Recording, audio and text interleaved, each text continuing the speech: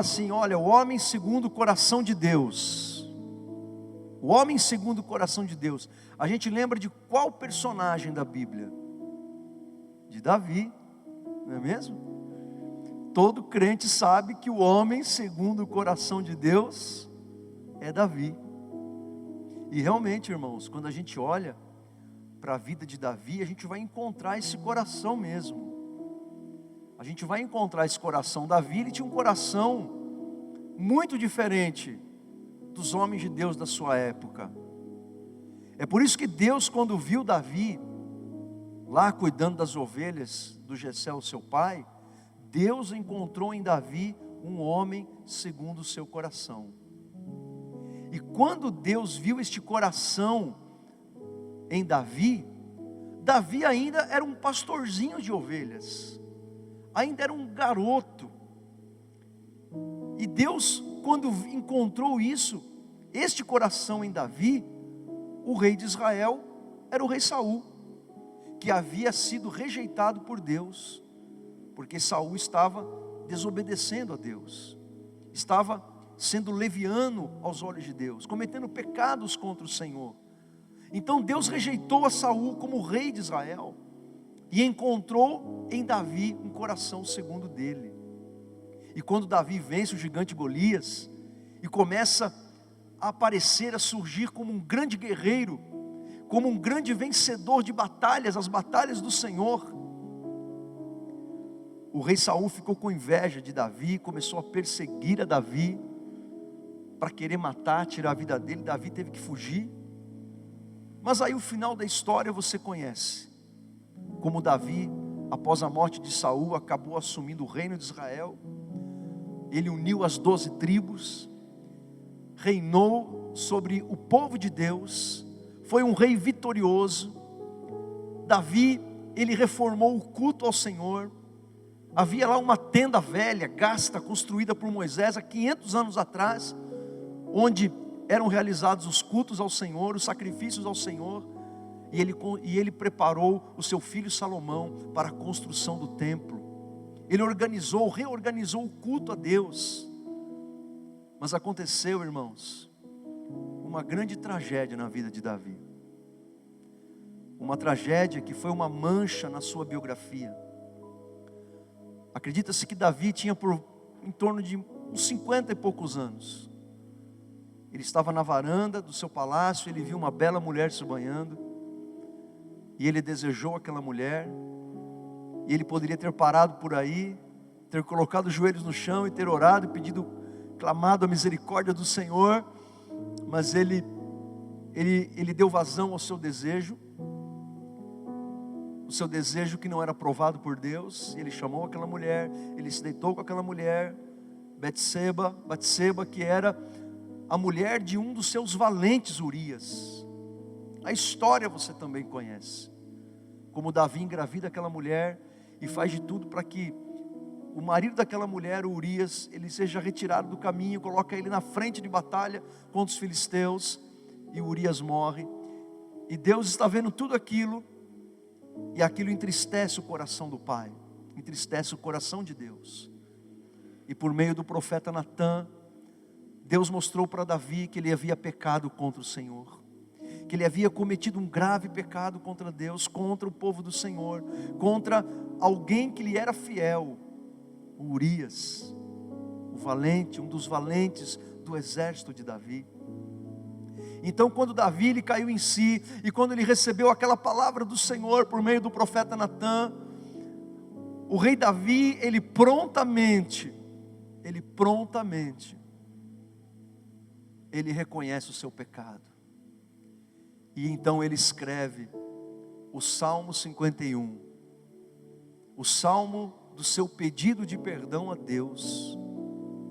E mesmo após ter pecado, no seu arrependimento, demonstrado no Salmo 51, nós vemos por que Davi, ele continuava tendo um coração segundo Deus. No Salmo 51 nós encontramos a graça de Deus. A graça de Deus que é pronta em nos perdoar, pronta em nos abençoar, quando nos arrependemos de verdade, pelos nossos pecados cometidos. um homem segundo o coração de Deus, uma mulher segundo o coração de Deus, uma pessoa segundo o coração de Deus. Quando você olha para você mesmo, para você mesma, você encontra essa pessoa. Você pode dizer: eu sou uma pessoa segundo o coração de Deus. Essa é uma frase muito bonita, mas o que mais me chama a atenção é que ela foi testemunhada pelo próprio Deus. O próprio Deus testemunhou isso a respeito de Davi, através do profeta Samuel, que disse isso para Saul. Saul, Deus já escolheu alguém segundo o coração dele para ficar no teu lugar. Não foi algo que alguém observou, alguém como nós, mas foi o próprio Deus que reconheceu isso ao ver Davi. Quando Deus olha para nós, é isso que Ele encontra, é esse coração que Ele encontra, um coração segundo Deus, um coração que lhe agrada, de acordo com a tradução da Revista Atualizada, um coração que lhe agrada, um coração segundo Deus, na Revista Corrigida, não importa, tem o mesmo significado, o mesmo sentido. Então eu quero fazer um passeio com você no Salmo 51, e descobrir aqui, mais razões pelas quais Davi era um homem segundo o coração de Deus, para que a gente aprenda a ter esse mesmo coração. Amém, meus queridos? Então, em primeiro lugar, uma pessoa segundo o coração de Deus, uma pessoa que agrada a Deus, é uma pessoa que não esconde os seus pecados, nem os atribui às outras pessoas, e nem diminui a gravidade do seu pecado. Olha o que ele vai dizer para Deus a partir do primeiro versículo. Ele diz assim para o Senhor: compadece-te de mim, ó Deus, segundo a tua benignidade, e segundo a multidão das tuas misericórdias. Apaga as minhas transgressões, lava-me completamente da minha iniquidade, e purifica-me do meu pecado. Pois eu conheço as minhas transgressões, e o meu pecado está sempre diante de mim. Pequei contra ti somente, e fiz o que é mal perante os teus olhos, de maneira que serás tido por justo no teu falar, e puro no teu julgar. Ah, irmãos, que coração, o coração de Davi. Davi poderia ter dado muitas desculpas para Deus. Davi poderia ter dito para Deus: mas Senhor, o Senhor sabe que eu sou homem, o Senhor conhece como são os impulsos sexuais de um homem, nós somos atraídos pela visão, e afinal de contas, Senhor, o que aquela mulher tinha que ficar ali tomando banho à vista de todos? O Senhor sabe, Senhor, que a carne é fraca. O Senhor sabe, Senhor, que eu precisava de um pouco de diversão, um pouco de lazer, afinal de contas, eu já conquistei tantas coisas. Ele poderia dar muitas desculpas para Deus, ele poderia culpar os outros, atribuir aos outros o seu pecado, a sua culpa. Mas Davi, ele não fazia isso. Por várias vezes, quando o rei Natã era usado por Deus, não somente nessa situação, mas em outras, para dizer para Davi: Davi, você entristeceu o coração de Deus. Davi prontamente dizia: eu pequei contra o Senhor. Irmãos, nós temos que parar de dar desculpas para Deus quando nós pecamos, quando nós pecamos contra o Senhor. Diferente do rei Saul, o seu antecessor, que quando pecava contra Deus, Saul ele dava desculpas. Saul era o campeão nacional das desculpas em Israel. Sempre quando ele era apanhado num pecado, num erro, num deslize, ele jogava para os outros. Ele responsabilizava as circunstâncias, ele nunca assumia os seus erros. Mas Davi era este homem: pequei contra o Senhor, pequei contra ti somente. Ah, meus queridos, nós temos que parar de jogar a responsabilidade das nossas mazelas, dos nossos erros para os outros.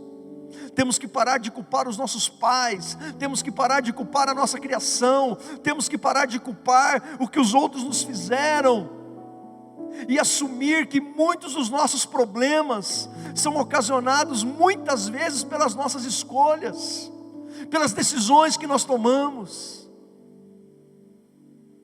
pelos relacionamentos errados que nós escolhemos, pela impulsividade do nosso coração, por permitirmos sermos enganados pelos desejos do nosso coração e não obedecermos o que diz a palavra de Deus.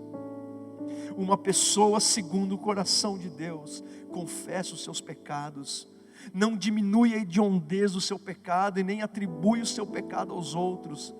Um homem, uma mulher segundo o coração de Deus, quando peca, não se vitimiza, não diz, coitadinho de mim, mas afinal de contas, olha a situação.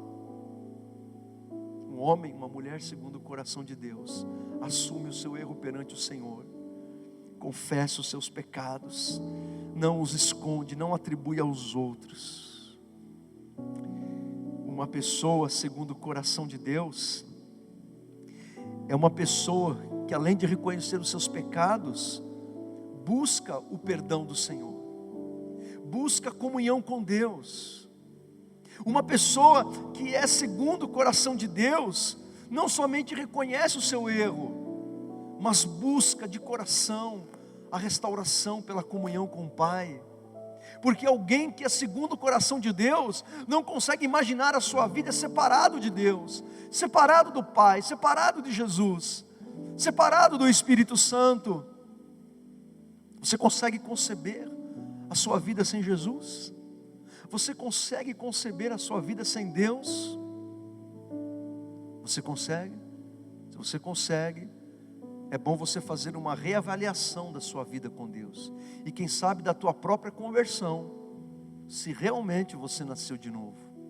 Se realmente um dia você conheceu a Jesus de verdade. Olha o que Davi escreveu a partir do versículo 7. Ele está dizendo isso para Deus. Ele está implorando.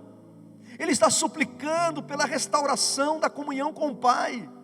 Por isso ele escreve assim: purifica-me com hisopo e ficarei limpo, lava-me e ficarei mais alvo que a neve, faz-me ouvir júbilo e alegria, para que exultem os ossos que esmagaste, esconde o rosto dos meus pecados e apaga todas as minhas iniquidades, cria em mim, ó Deus, um coração puro e renova dentro em mim um espírito inabalável.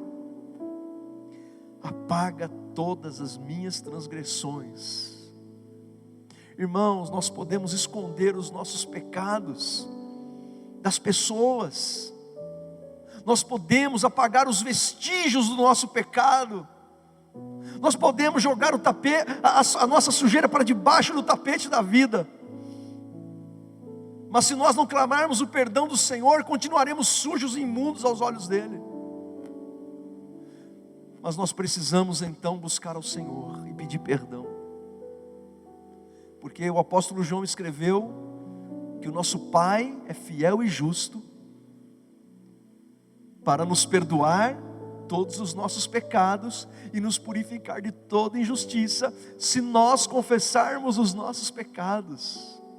Se confessarmos os nossos pecados, Ele vai nos perdoar, Ele vai nos purificar, Ele vai nos santificar para Ele. Há uma canção que nós cantamos aqui para o Senhor, que eu amo essa canção, em que ela diz assim para o Senhor: Senhor, me resgata todos os dias. Precisamos ser resgatados por Jesus todos os dias, resgatados pelo Pai.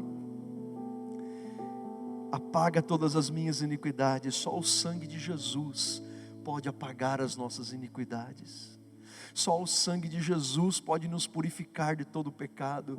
Só o sangue de Jesus pode limpar o nosso coração.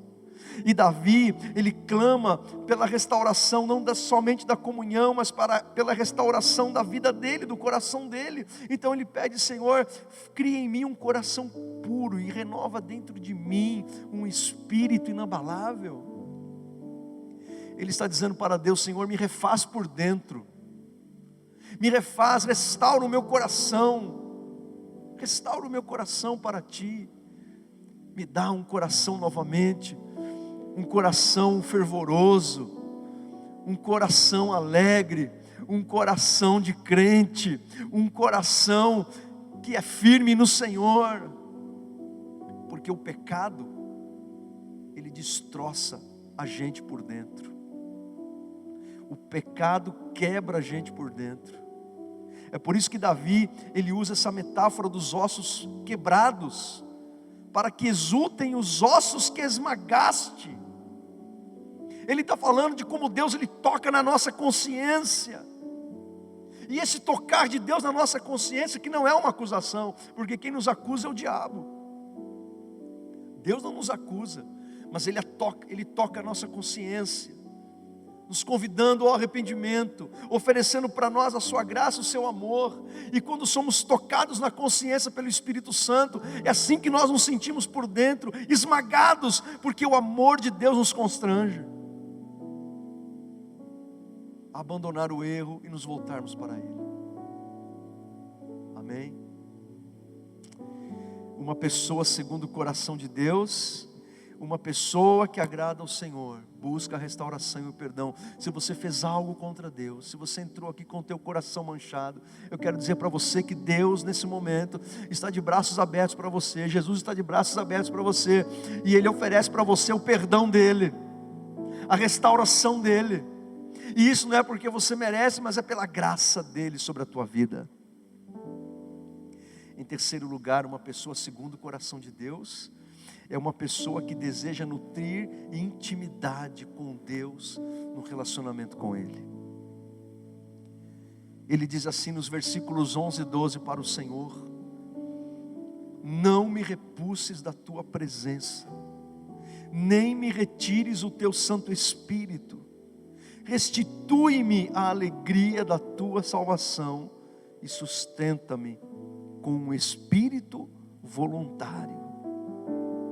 Não tires de mim a tua presença, não tires de mim o teu espírito. Uma pessoa, um homem, uma mulher, segundo o coração de Deus, deseja a intimidade com o Senhor, deseja a intimidade com o Espírito Santo. O maior temor de alguém que ama a Deus, que conhece a Deus, quando peca, o maior medo não é de ir para o inferno, não é de ir para o inferno.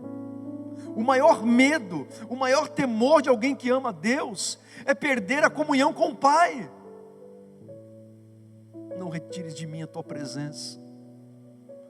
E Davi vivia em dias, na dispensação da lei, diferente da nossa, que o Espírito Santo não habitava em todas as pessoas. O Espírito Santo vinha sobre algumas pessoas da liderança de Israel, da liderança civil ou da liderança espiritual, como juízes, reis, profetas, sacerdotes, para que eles fossem capacitados por Deus para exercer aquela função. Você precisa entender que essa dinâmica espiritual da antiga aliança, essa vinda do Espírito Santo, quando o Espírito Santo veio sobre Moisés, quando o Espírito Santo veio sobre Gideão, quando o Espírito Santo veio sobre Isaías, quando o Espírito Santo veio sobre Davi, naquele dia em que Samuel o ungiu na casa do pai dele, como rei de Israel, a Bíblia diz que o Espírito Santo veio sobre Davi. Essa vinda do Espírito Santo não tinha nada a ver com o novo nascimento, não tinha nada a ver com nascer de novo, como acontece conosco hoje, porque Jesus morreu a nossa morte para vivermos a sua vida. Isso era uma capacitação para que esses líderes da nação cumprissem o seu papel, a sua função na liderança do reino. O Espírito Santo não habitava em todas as pessoas, isso era um privilégio de alguns. Mas Davi via a presença do Espírito nele não apenas como um privilégio, mas como algo grandioso e maravilhoso que ele não podia perder de forma alguma, porque aquele era o seu maior tesouro. O Espírito Santo é o seu maior tesouro. O Espírito Santo é tudo para você.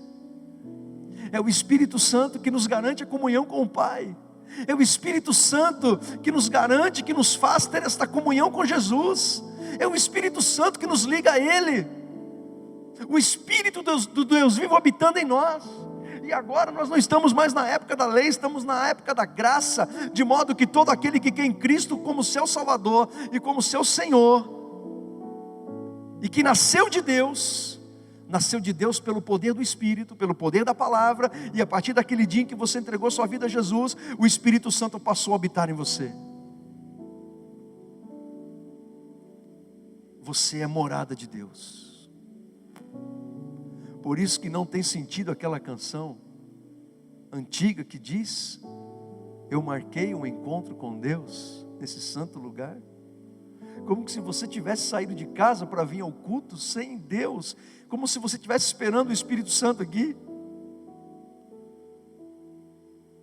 Você não saiu para marcar um encontro com Deus, você saiu com Ele da tua casa, Ele habitando dentro de você. Isso não é maravilhoso?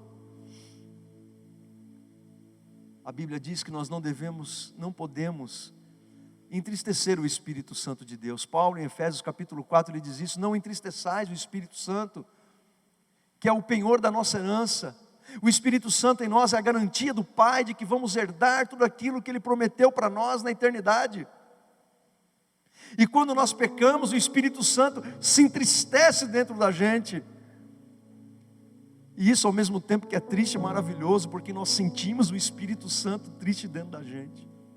E Ele se entristece, não para nos esmagar, não para nos condenar, não para nos colocar para baixo, mas o Espírito Santo Ele se entristece para nos conectar novamente com o Pai, para restaurar a nossa vida. Ele se entristece com aquela mesma tristeza do olhar de Jesus para Pedro, no cenário da traição, do julgamento de Jesus. Quando Pedro nega Jesus pela terceira vez, diz o evangelista Lucas, que Jesus ele olha para Pedro, Pedro olha para Jesus, os olhares dos dois se cruzam, e eu acredito que no olhar de Jesus havia um misto de tristeza, com um convite a Pedro para o arrependimento. Havia um misto de tristeza, mas havia também uma mensagem de amor a Pedro. Eu acredito que no olhar de Jesus havia a mensagem: Pedro, estou triste com você porque você me traiu. Mas ao mesmo tempo, Pedro, quero que você saiba que eu te amo e que eu te perdoo. É por isso que Pedro sai daquele lugar e vai chorar amargamente. Pedro era um homem segundo o coração de Deus. Porque assim são as pessoas segundo o coração de Deus. Elas choram pelos seus próprios pecados, e elas clamam, elas anseiam pela restauração com Deus. Que Deus te dê esse coração. Restitui-me a alegria da tua salvação. Precisamos voltar ao primeiro amor. Precisamos que o nosso amor por Deus cresça cada dia. Uma pessoa segundo o coração de Deus, uma pessoa que lhe agrada, é uma pessoa que está também comprometida em ser sal e ser luz no mundo. Olha o que ele diz no versículo 13: então ensinarei aos transgressores os teus caminhos, e os pecadores se converterão a ti. O coração de Davi, primeiro ele confessa os seus pecados, ele admite os seus pecados no Salmo 51. Depois ele clama pela restauração, pela comunhão com o Pai. Ele pede um novo coração, uma nova mentalidade, um novo espírito. Ele pede comunhão e restauração. E aí ele explica também por que ele está pedindo isso: para que ele seja um instrumento nas mãos de Deus para abençoar vidas. Porque será que quando Jesus salvou você, Ele fez de você um servo, uma serva dele? Jesus não salvou você para que você fique engordando como uma ovelha que só se alimenta, mas que não dá lã, que não produz nada. Jesus salvou você para que você seja uma bênção no mundo onde você vive. Quando Jesus disse: vocês são o sal da terra e luz do mundo, Jesus estava dizendo: eu quero que vocês exerçam influência onde vocês estão. Influência dentro de casa, influência na família. Jesus quer que você, filho, influencie a vida dos teus pais. Você pai, você mãe, Jesus quer que você influencie a vida dos teus filhos com a presença de Jesus na tua vida. Você marido, você esposa, você foi chamado para influenciar a vida dessa pessoa com quem você se casou. Porque se o nosso cristianismo não começa dentro de casa, no relacionamento marido, esposa, pais e filhos, então o nosso cristianismo é um cristianismo falso, mentiroso. Não adianta eu ganhar o mundo inteiro e perder a minha casa, não viver o evangelho dentro da minha casa, com a minha mulher, com a minha filha, com a Andressa, com a Nil. É lá em casa que começa o evangelho. Caso contrário, tudo será um teatro, será aparência. Eu tenho que ser sal e luz para os meus vizinhos. Eu tenho que ser sal e luz para a comunidade onde eu vivo. Eu tenho que ser sal e luz, não é só aqui dentro. Ser sal e luz aqui é muito fácil, gente. É bico, é moleza. A gente tem que ser sal e luz lá no local de trabalho, lá na faculdade, na escola, no trânsito. Sal e luz quando alguém fecha você e você está atrasado, indo para o trabalho, dirigindo o teu carro. Ser sal e luz quando está sendo exprimido, esmagado dentro do trem. Sal e luz quando o diabo se levanta contra você e faz você acreditar que a vingança é o melhor remédio. Olha o que Davi está dizendo. Um homem, uma pessoa, uma mulher segundo o coração de Deus, ela quer a restauração do Senhor. Primeiro porque o Senhor é bom, porque nós precisamos dele. E depois porque um homem, uma pessoa, uma mulher segundo o coração de Deus quer ser uma bênção para outras pessoas. Quer iluminar esse mundo em trevas que nós vivemos com a luz de Jesus que está em nós. Queremos salgar e temperar esse mundo sem sabor que vivemos. Uma pessoa segundo o coração de Deus, em último lugar, sabe o que é o mais importante. O que é o mais importante? Veja aí comigo os versículos 15 em diante. Diz assim, Davi vai dizer assim: abre, Senhor, os meus lábios, e a minha boca manifestará os teus louvores. Pois não te comprazes em sacrifícios, do contrário tos daria. E não te agradas de holocaustos. Sacrifícios agradáveis a Deus são um espírito quebrantado, coração compungido e contrito, não o desprezarás, ó Deus. Preste atenção, você vai entender o que Davi está querendo dizer aqui, por que ele era um homem, uma pessoa segundo o coração de Deus. Naquela época, na época de Davi, estava em vigor a dispensação da lei.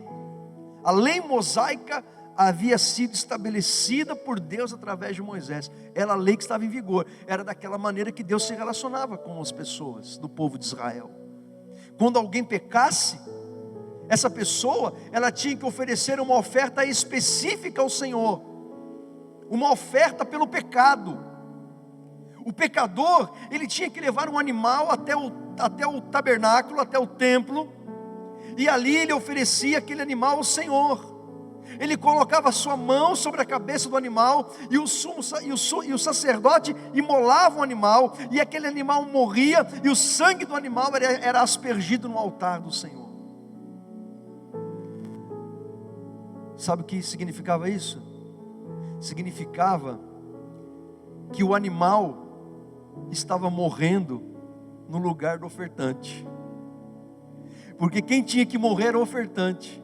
Porque a Bíblia diz que o salário do pecado é a morte. Então Deus estabeleceu esta regra para que simbolicamente o pecado fosse transferido para o animal.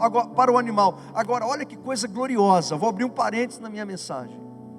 Na verdade a mensagem não é minha, é de Deus. Eu vou abrir um parênteses na mensagem. O livro de Hebreus vai dizer que tudo isso que acontecia lá na lei era uma parábola. era sombra dos bens vindouros, daquilo que Cristo ia fazer uma vez só, de uma maneira perfeita, superior e única pelos nossos pecados. Nos dias de Israel, o pecador levava um animal. Sempre que ele pecava, o animal morria pelo pecador. E aquilo era feito continuamente, ano após ano, pecado após pecado. E a Bíblia diz que tudo aquilo apontava para algo superior e maior que Jesus faria em nosso lugar. E é por isso que quando João avistou Jesus passando ao longe, disse aos seus discípulos: eis o Cordeiro de Deus que tira o pecado do mundo. João já tinha a revelação do Pai de que Jesus morreria como um cordeiro sacrificial em nosso lugar, uma vez só e de uma forma perfeita, para estabelecer uma aliança superior e eterna, pelo seu sangue vertido na cruz do Calvário. Então era essa forma dos israelitas aplacarem a ira de Deus. Eles levavam um animal para o Senhor, o animal era sacrificado ao Senhor. Mas olha, porque Davi era um homem segundo o coração de Deus, porque podia acontecer que alguém levasse um animal simplesmente cumprindo uma obrigação religiosa. O animal podia ser sacrificado, mas o coração poderia ainda estar impertinente, empedernido, endurecido, não arrependido. Nos dias de Jesus, essa prática havia se tornado um comércio. Por isso que Jesus chega no templo e sai derrubando tudo. Porque o israelita, quando ele pecava, ele tinha que ir lá no seu rebanho, e com o coração arrependido, escolher o melhor animal, sem defeito, e oferecer a Deus aquilo que era o produto do seu trabalho. O animal que, se ele não cresce em Deus, ele estaria ali guardando para reprodução, por causa do gene que era bom, ou para comer com a família no final do ano. Mas ele pegava o seu melhor animal de coração sincero a Deus e oferecia ao Senhor. Nos dias de Jesus aquilo havia se transformado num comércio, porque as pessoas vinham de todos os lugares. Então já havia lá os comerciantes de animais, que estavam lucrando com o culto a Deus. Havia os cambistas no templo, na porta do templo, porque para você ofertar lá no templo não se aceitava moeda romana, você tinha que fazer o câmbio, por isso cambista, a conversão.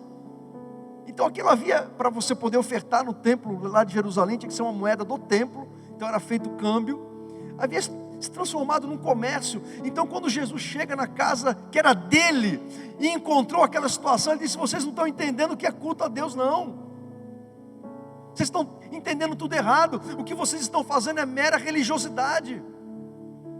O que vocês estão fazendo é um mero ritualismo, desprovido de um coração sincero e verdadeiro a mim.